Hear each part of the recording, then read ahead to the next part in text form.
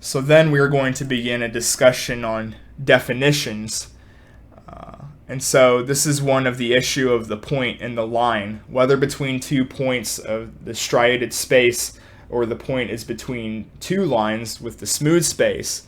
And so the lines differ according to whether they are dimensional with closed intervals or directional with open intervals. And so the differences or surfaces, whether closed or allocated or even distributed through frequencies such as crossings. And so this is the difference really that they're drawing between logos and nomos. Nomos as open space can be contrasted by the logos of cultivation. But as is the polis as well as the town is a sort of polarity that invents agriculture spreading out to the organized farming and imposing striated space. And so this opposite between the farmers and the nomads require a detour through the town as a force of striation. So this is how they kind of assemble together through the town. And the sea and the city can be oppositional, where the latter is the striation force, as well as cities attacks onto the town with its more striated versions. But also it's a combination really of the smooth and the holy patchworks. And so in each example, oppositions produce complications and alternations, even if they confirm the distinction due to their desymmetrical movements. And so then the voyages have 2 kinds and a sort of combo of line and space, or the tree and the rhizome, but nonetheless intermingles between, because differences are not objective voyages without long distances traveled, such as the drug use, the drug user that they talk about, or in the case of the Anglo historian Arnold Toynbee. He points to the examples of the nomads not wanting to move, but holding together the smooth space. And so this is to say that it's not to return to the old forms, but organization of how the striated and the smooth interrelate and confront in these different ways. How multiplicities look as a sort of mathematical concept which arises from problems of measurements and comparisons, which is the case of sonic tones in metric and non-metric distances and lengths. And so this really introduces how Bergson, or the memory of Bergson as they would call it, duration and divisibility is this notion that Bergson has compared to the duration or time divisible in numerics compared to time as a sort of qualitatively means, if you will.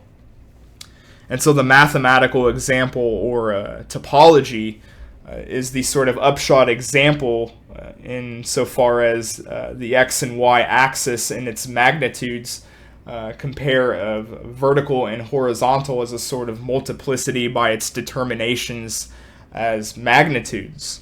And so sound relations cannot be compared by its comparison of the pitch or the intensity, but only progresses if one sound is like the other, or one sound is smaller and then the other thus. So this doesn't make multiplicities reducible to these metrics. They are only striated indirectly, but always resist despite still having properties that we can all still examine.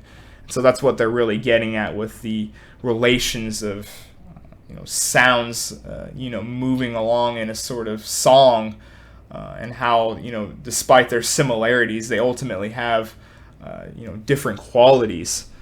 And so distance can be measured as a series of determinations, but like intensive variables cannot divide without changing the nature of the system.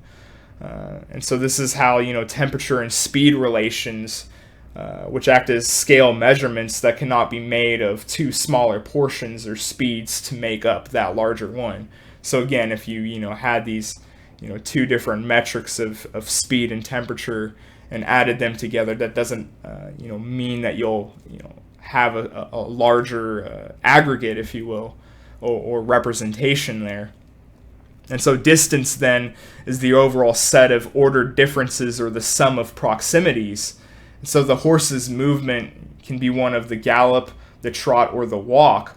But these are changes in the nature of the horse, or how it's, the durations, if you will, in those iterations, change. And so that could not be summed distance. So this implies a continued variation, unlike that with the metric multiplicities. And so Bergson's multiplicity of duration is the example expressed really in Achilles, who's unable to catch the tortoise. But of course, he's taking the same, steps as the tortoise, which of course is impossible.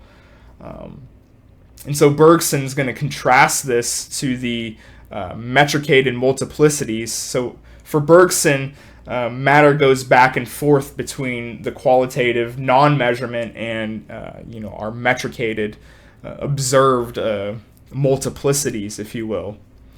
And so numbers can be applied to the non-metric, as it is an important aspect of striation, as numbers express relations as they complexify. And so this produces ideal spaces, or the extensive with all of the matter, where metric multiplicities is connected to the likes of geometry and algebra, and the turning into a science, leaving out non-metric multiplicities to limited calculation out of necessity. So again, that kind of ties into those earlier themes of proximity. And so in smooth space, numbers refer to distribution, and when we divide the nature of its unit. And the unit represents distances, not magnitudes, or the numbering number of the nomadic, which is ordinal or directional. And so in other words, every multiplicity that is already a number and still a unit, but the number and unit, or how it divides, are different in each iteration. And so patches of smooth space is an example of a series of non-homogeneous, definitionally eccentric permits. And so these local points are not contained with the spatial relations. It's juxtaposition, not attachment. Therefore, there's no need for to metricate in frequencies or accumulations of spatial patches. Such is the case with the rhythmic values. There is a heterogeneity that helps define smooth space, or described as nomos. And so there's this dissymmetry movement from the smooth to the striated, which turns on the shape of objects and regularity and translates how the virtual goes to actual insymmetry. And so the breaking of these thresholds into less and less symmetrical versions of the above characters of minor and major geometry are necessary to translate from one space to another space by translating movement into space despite its flaws of subjugation or overcoding the smooth space. But despite this allows a renewal and extension. And so major science, then, to reiterate, needs the minor sciences here. But minor science must also confront and inform to these scientific requirements, such as intensities translated into the extensive qualities, or the multiples of distance into systems of magnitude, as they demonstrated. And so now we want to get into Riemann's notion of patches of smooth space, is reminding of the Euclidean notions of nothing is ever done with, and the constant interaction of smooth and striated. All progress is recognized in striated space, but all becomings occur in smooth space, as we will show and demonstrate. And so now they want to move to the example of Mandelbrot's line, replaced in its central third by an equilateral triangle, then applied to each side of the triangle, would create a sort of infinite creating of a dimension greater than one, but less than the surface needed in 2 dimensions. And so by dividing the line, log 4 by log 3 giving 1.2 is an estimation of a more complex line. Every 3-unit segment is a 4-segment unit, and the division of 4 and 3 indicates this by converting into a log scale. And so again, this kind of goes into what they had to say about approximation and these limitations in divisibility.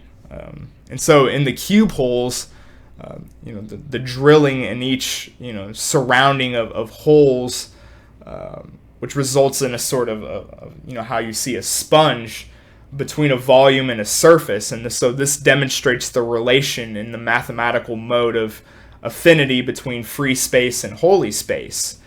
And so the theme of having a rigorous mathematical determination for smooth space that accounts for its differences from and the relations to the striated space. And so you have these different, these 6 differences here. And so the first being a striated or a metric aggregate has a whole number of dimensions in these constant spurring out of these directions. And so the second is the non-metric or smooth space in its involvement of the construction of a line with a fractional number of dimensions, so more than one, or a surface with a fractional number greater than 2, as we talked earlier. The third, the fractional dimensions show a properly directional space. The fourth being a smooth space having dimensions lower than that, a line that fills a plane without ceasing to be a line. And the fifth one, you have the smooth space identified with what occupies it with the same power, with the same inexact form of the numbering or non-whole numbers, what we would call integers. And the sixth, you have a smooth space of this kind can be seen as a sort of accumulation of proximities constituting zones of indiscernibility, and so this is why the smooth space really acts as a sort of becoming. And so now we are going to look at the physical model here. And so the physical model is a sort of presupposition of striated models where 2 series of parallels intersect perpendicular, and the verticals are fixed or constant, while the horizontals are variables such as weaving, music, grids of latitude and longitude, as they discussed earlier.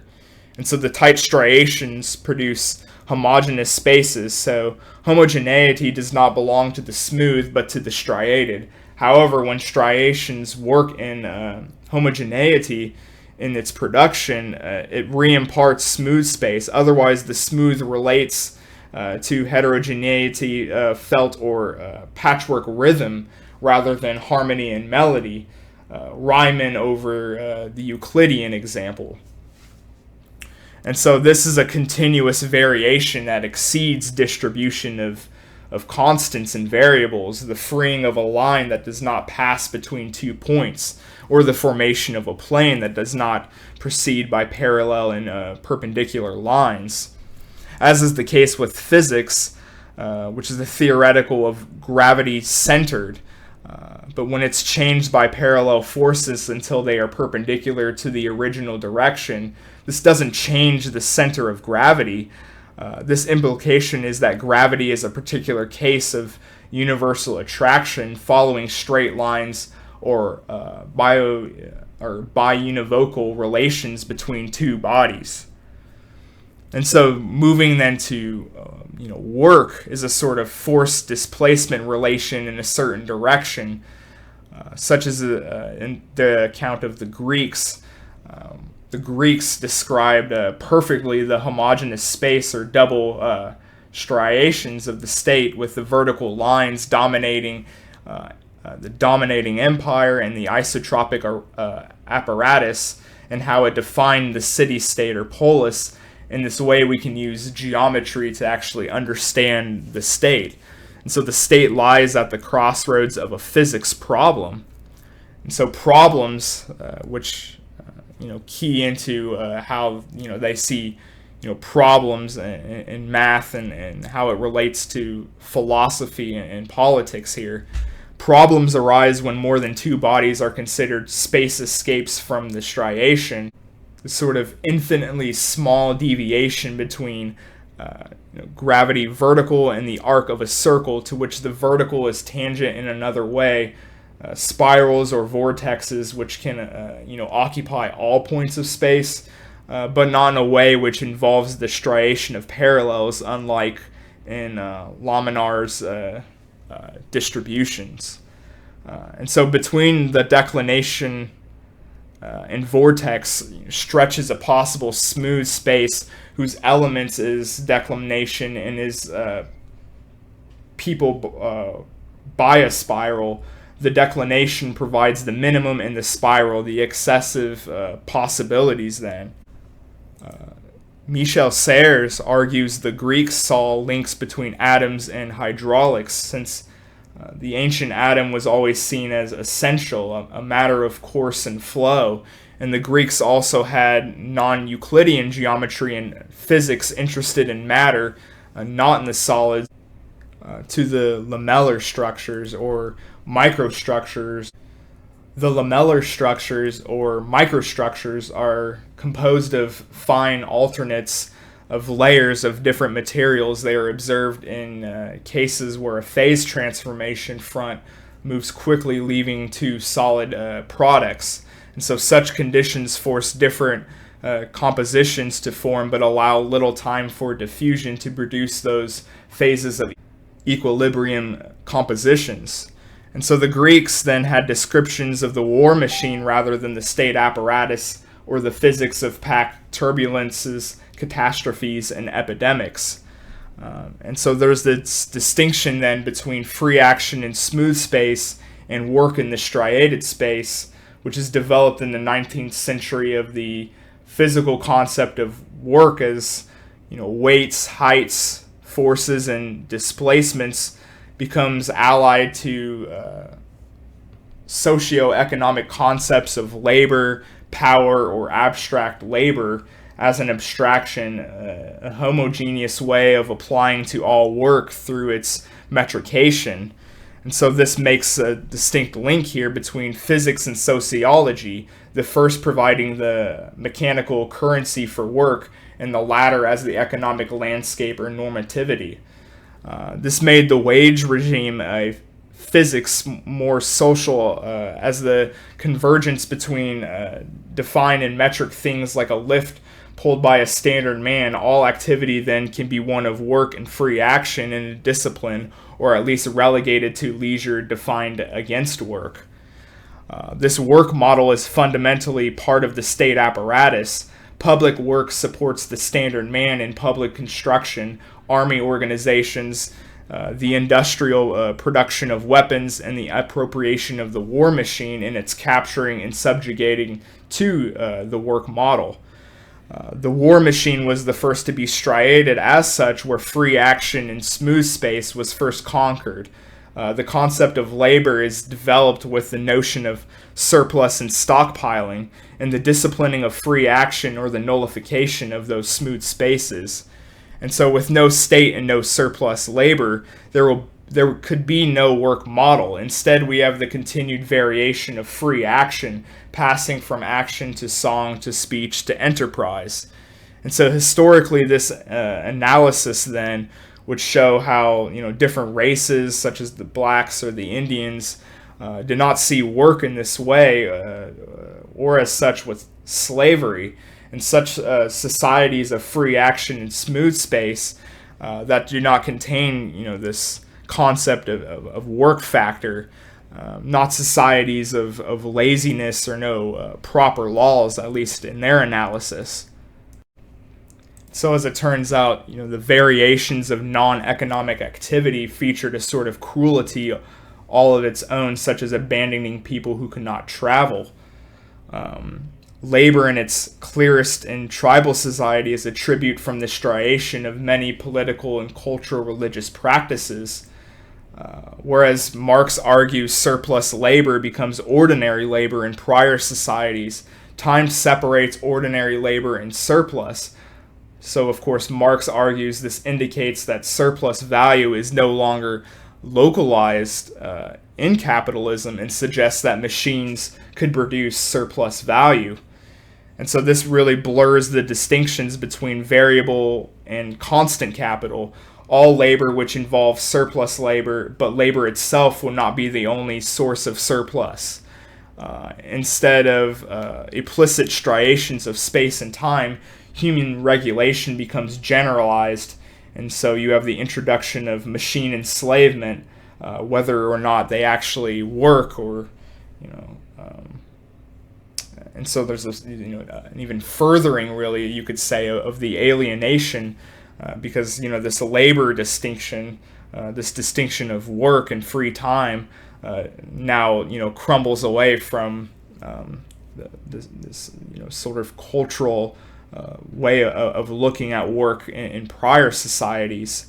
And so capitalist calculations require not just labor quantities, but qualitatives of infrastructure, the media and the semiotic system it recomposed. So smooth space is based on those machinic components and not human labor. And so this is breaking those classic striations as new forms or turnover develop and the circulation of capital arises. And so the old distinctions between constant and variable are relative and become the difference of striated capital and smooth capital. And then now finally moving to their final discussion, really, on the aesthetic model or of nomadic art. So then in aesthetics or nomadic art, they want to really look at how the characters of this close range vision and one of the second in the tactile or haptic space, which is not in the optical. Haptic involves more than the tactile and implies the vision, but of course this imparts more than just visual sensation, and so they couple together or have this sort of abstract urge, which could be considered this sort of artistic impulse.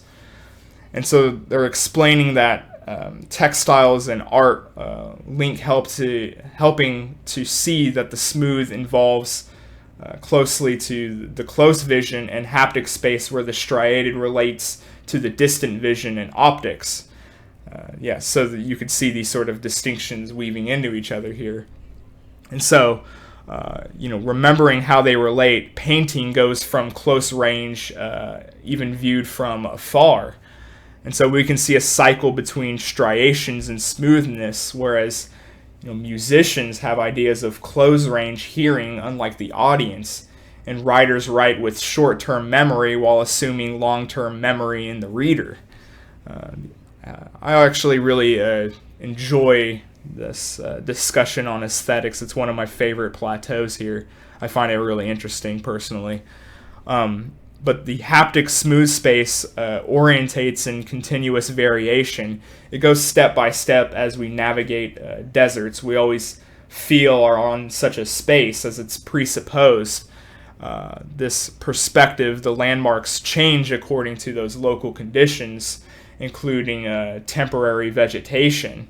And so there's no convenient visual model enabling regularization of points of reference and connecting to how Leibniz's monads are sort of windowless. And so in these tactile relations, this acts sort of in the nomadic self. And so there's no ambient space containing a multiplicity, rather a pattern of proceeding according to ordered differentiation that gives rise to intrinsic variations in the division of a single distance in this nomadic art.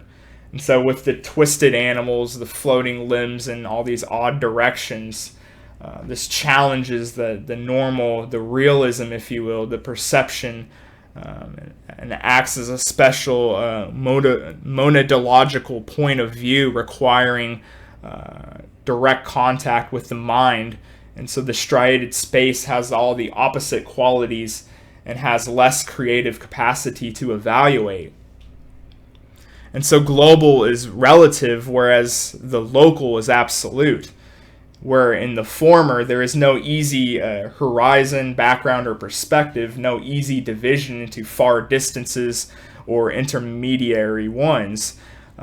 Such is the case in Arab architecture. A space is produced that begins near and low, with the light below and the solid and the heavy above, which is a reversal of how gravity works in the West.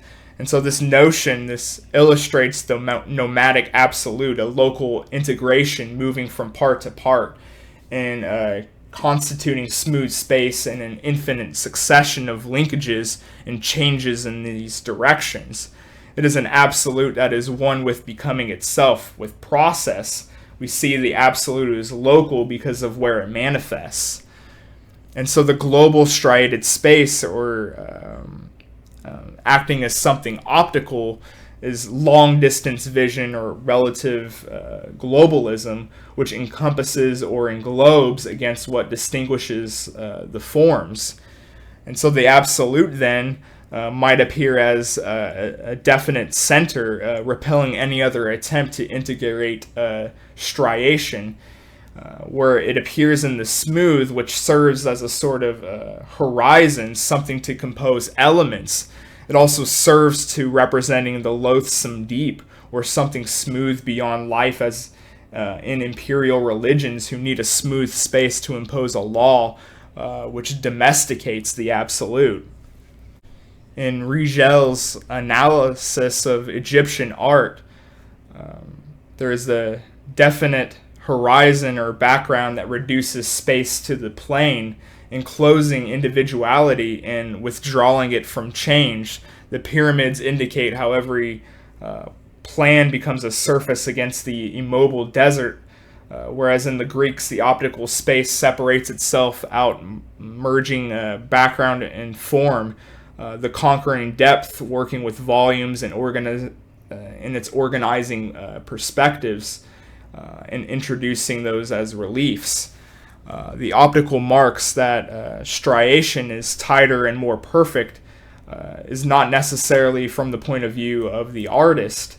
It becomes imperial when empires are threatened by barbarians. New forms emerge, like Gothic art in the broadest sense, but also in the nomadic elements. So, for example, the Goths and the Huns linked to the east and north, but represented neither of those empires. And so they have their own nomads with their own specificity and their own will to art. And so this shows the role of the intermediary or the interval as a becoming. It invents a becoming artist.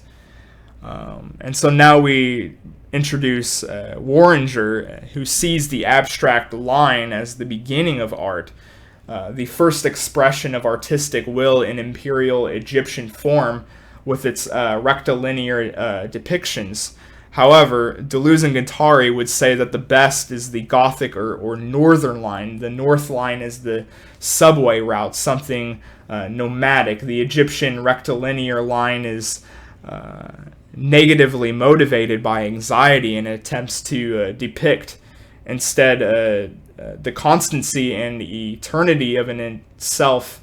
But the nomadic line has a multiple orientation and passes between points and is abstract in a different sense.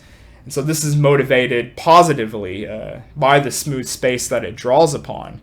So this abstract line is the effect of smooth spaces, not one of anxiety in the case of the Egyptians. The line can be more abstract if there is no writing. When writing develops, it takes charge of abstraction. And so this downgrades the artistic line. If there is no writing, only then we would have this artistic line as a proventure of this outlet for the power of abstraction itself. And so empires then use these abstract lines to produce concrete figures, striations, and the abstract lines would precede empires and is part of the originality or irreducibility of the nomadic art. And so the abstract is not directly opposed to the figurative being representations of normal figures like humans and animals, a figurative line equally motivates by the will to art, but particular characters of lines produce the figurative simple forms of striation, which involve the systems of verticals and horizontals running through those points and their relations. And so the line defines a contour of striated space, so it's represented lines that do not follow these contours. They do not go from one point to another, but pass between, kind of like the number 8, if you will. I always thought of that as an example here. And so you're always avoiding horizontal verticals and even diagonals that constantly change direction. And so you cannot divide from outside for these inside forms from background or beginnings from ends are truly abstract and describe a sort of smooth space. And so expression, not in a stable and symmetrical form, is grounded in a series of points and lines which still possess the material traits of expression, which have effects. And so, for example, repetition rather than symmetry, as symmetry limits repetition and maintains those dominating central points. And so is the case with free action, on the other hand. This unleashes repetitions and the power as a machinic force. Free action is disjointed and decenters. This is a different expression than the one which depends on grids and the organized matter. And so Warringer contrasts the abstract and the organic. The latter inspires a feeling that unites, represents with a subject, in this case empathy, and sees processes at work in art. And these correspond to these natural organic tendencies. However, there is no simple opposition between geometrics and the organic. In this case, the Greek organic line is linked to the Egyptian geometrical one, the organic still symmetrical and corresponding to the rectilinear coordinates mentioned above. And so the organic body is still prolonged by straight lines into the distance, awarding primacy to human beings or their faces. The human expression itself is both organic in a way of relating organisms to metric space. And so abstract or nomadic art belongs to free action, inorganic yet alive, and all the more or alive by being inorganic. It is neither geometrical nor organic. It's replaced mechanical relations with intuition. Heads unravel and coil into ribbons, spirals zigzagging, and snakes expressions of flows, unconfined by the organism, representing life, which organisms only divert. So again, these are all these different examples here, such as the snake as a unconfined expression of flow, a powerful life without organs, a body that is all the more alive for having no organs, representing everything that passes between the organisms. It can express animality as inorganic or supraorganic, and this is what makes it combined with abstraction. It is not tied either to organisms or geometry, but represents a vitalistic force, and it is that which draws the smooth space. The abstract line is the effect of smooth space and organic representation. It is the feeling presiding over striated space. This distinction between abstract and organic lines operate at the more general haptic-optic divisions. And so what abstract art in modernity is a line of variable directions that describes no counter and delimits or no form. And so you can see here this all ties to, the lived life of the body without organs. But yeah, this is really the concluding plateau here with their discussion of art and the abstraction and how it relates to the nomadic and the smooth and the striated space. Of course, as you can see, all of these concepts they re-arise and the terminology may change, which of course is common with French postmodern thinking. But nonetheless, they sort of systematize in this rhizomatic way, so each plateau can be digested because they cross-pollinate these arguments here, even though there is no one singular proposition, if you will, that codes all of Deleuze and Guattari's philosophy here. Again, I think that the fact that it's presented and brought in such a medium is in and of itself a high philosophical act, I would say. But yeah, this is the roundup really of our Deleuzian unit before I do some hermeneutics myself and give my own interpretations, which I hope you guys will be interested in seeing. So I hope you guys enjoyed 1,000 Plateaus and all of these videos on Deleuze before I move on to some of the other postmodern thinkers of his time period as well. And yeah, I hope you guys enjoy it. Make sure to like, comment, subscribe, and I'll see you for the next one.